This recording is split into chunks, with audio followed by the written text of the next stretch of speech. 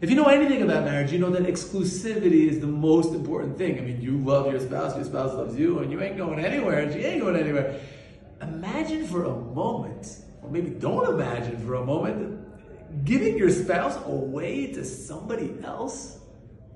Oh, horrific. That would be the worst thing that can happen. The Torah tells a story about Yaakov who gets married, and everybody knows he's going to have 12, prophetically, he's going to have 12 sons. And he loves Rachel, and Rachel loves him, and they want to get married. And yet, at the last second, because her sister's going to be embarrassed, she gives her husband away. She gives her husband away to her sister.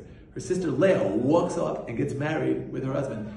How traumatic must that have been? But there's something that you might not know, and that is, Rachel did this yet again, and yet again, 2 more times, a total of 3 times that Rachel gave her husband away. Gave her husband away. It happens later on in the story of the Dudaim, where again, without the details, she's supposed to be spending the evening with her husband, and she gives him away yet again to her sister, and a 3rd time, when she is so desperate for children, and she's so desperate that Yaakov should have children, she actually says to Yaakov, go ahead and marry my servant, my handmaid, right? And she gives her husband her handmaid, and her handmaid goes and marries her husband. 3 times she sent her husband to another woman. This is a woman's nightmare. The Torah tells us that Rachel had no children. The Torah tells us that Rachel was barren. She had a medical diagnosis, she was barren. She could not have children, Rachel. And yet, a miracle happened.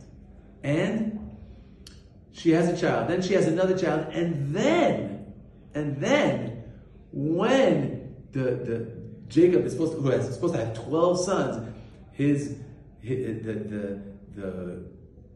the glory of the Jewish people is divided and inherited, and the 12 sons become the 12 tribes.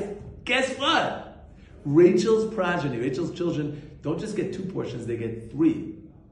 And so all of you have heard the names of Benjamin, Ephraim, and Manasseh. If you look at the 12 sons of Jacob, there are 3, they're called 3, 12 tribes of Israel, there are 3 of them.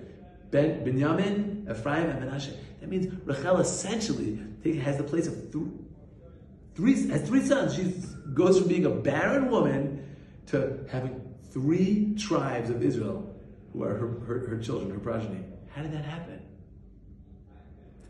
I would like to suggest perhaps that happened because she did the unthinkable, not once, not twice, but 3 times, because she gave her husband away to another woman, invited another woman to be with her husband 3 times, even though she was medically not able to have children.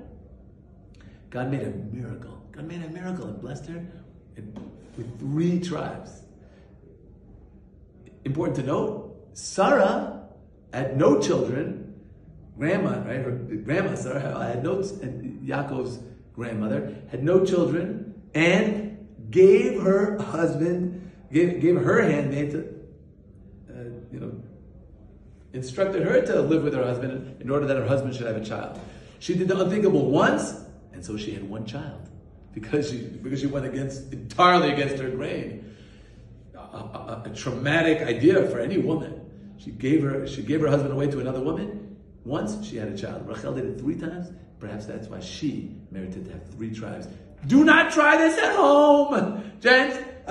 This is not for you or I. However, it is important for us to learn about the biblical story and the lessons it carries, it brings to us, which is that if you do the impossible, the something that you can never think of even doing, if you do it, God will make, if you make miracles with your own character, God will make miracles with you.